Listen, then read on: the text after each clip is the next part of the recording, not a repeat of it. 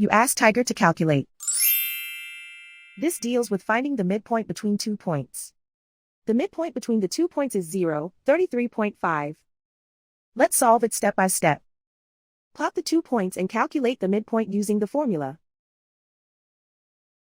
The coordinates of point 1 are x1 equals 81, y1 equals 27. The coordinates of point 2 are x2 equals negative 81, y2 equals 40. PM represents the midpoint of the 2 points.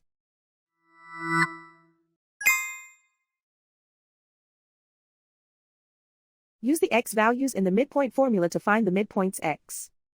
x1 equals 81.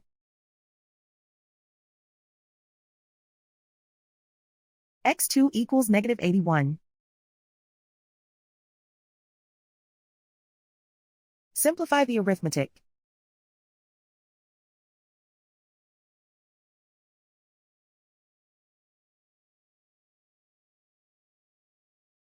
Use the y values in the midpoint formula to find the midpoints y. y1 equals 27.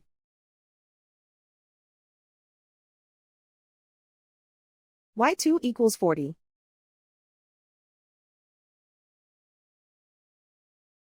Simplify the arithmetic.